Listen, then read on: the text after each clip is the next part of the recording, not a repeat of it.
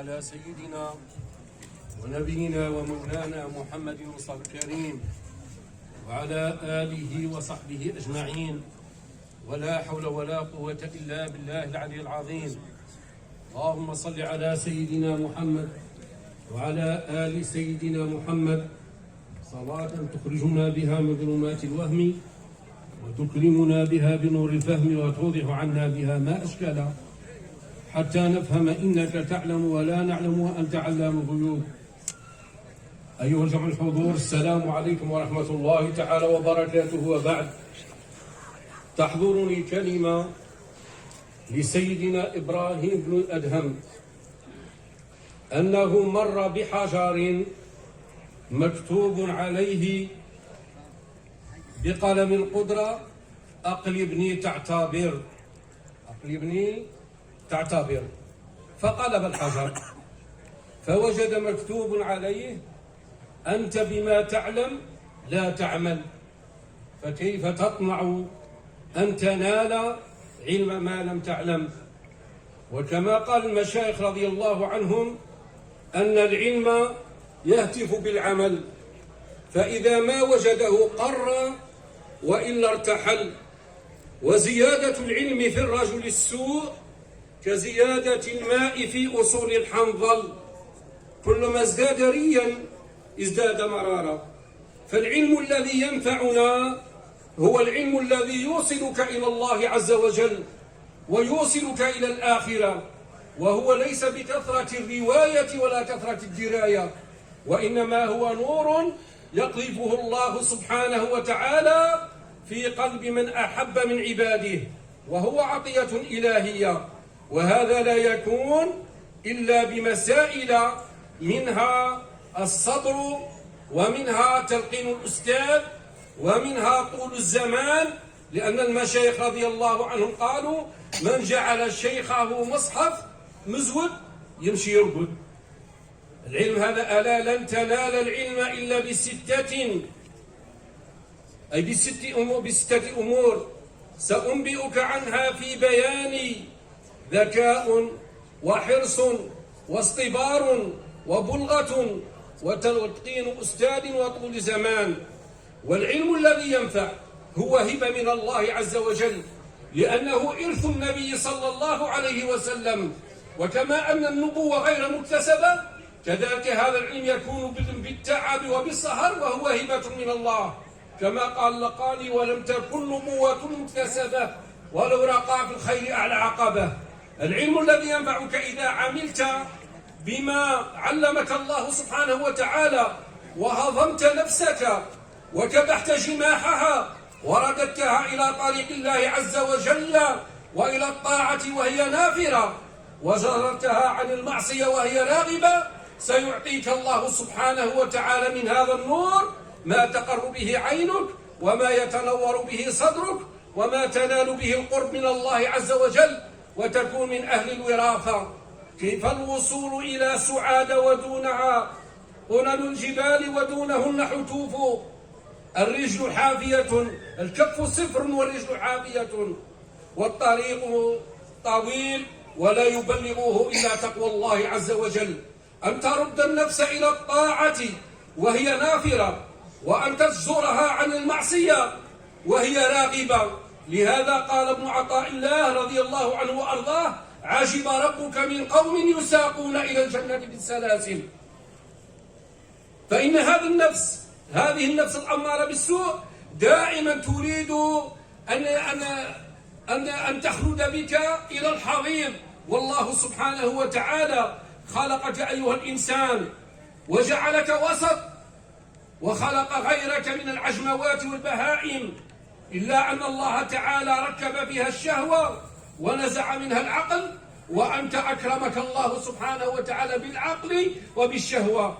فإن تغلبت مكنك الله سبحانه وتعالى بالإخلاص، ومكنك من نفسك هذه وسقتها إلى الطاعة كما قلنا وهي نافرة، وتغلبت بعقلك على شهوتك، سموت للعلا درجات. وإذا تغلبت عليك نفسك وتغلبت شهوتك على عقلك، انحطت إلى الحضيض دركات. ولا تنال إلا ما أعطاك الله عز وجل. لهذا قال سيد ابن عطاء الله: لا تصحب من لا ينهضك حاله ولا يدلك على الله مقاله. صحبة المشايخ وصحبة حملة القرآن تنفع في الدنيا وفي الآخرة، ولكن ينبغي للإنسان أن يتجرد من حظوظ نفسه، وأن يتجرد من الأغيار، وأن يتجه إلى الله سبحانه وتعالى فقيرا من علمه ومن أدبه ومن ماله ومن كل شيء إلا ما سوى الله عز وجل. كما قال الدرديري: جردين النفس من الأغيار بالذكر والقيام في الأسحار، لأن الله تعالى قال: كذب من ادعى محبتي فإذا جنه الليل نام عني.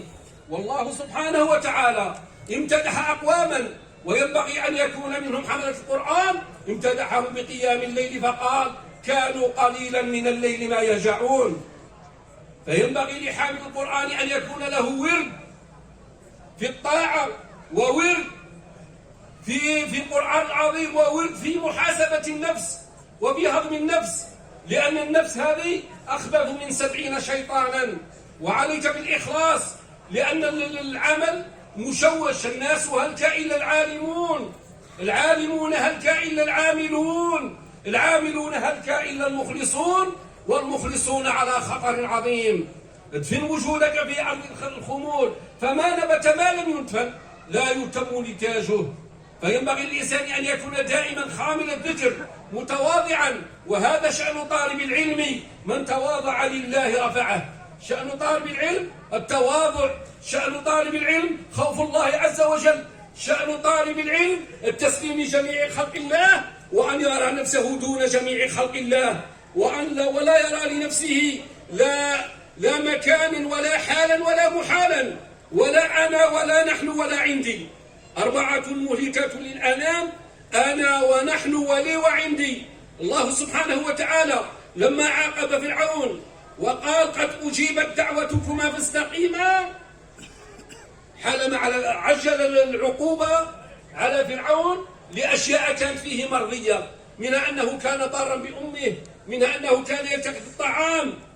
ولكن قارون لما قال: أوتيته على علم عندي، عجل الله سبحانه وتعالى عليه بالعقاب، فقال عز من قائل: فخسفنا به وبداره الأرض. والفاء كما يعلم السادة العلماء أنها تفيد الترتيب والتعقيب، بمجرد ما قالها، بمجرد ما حصل له العقاب.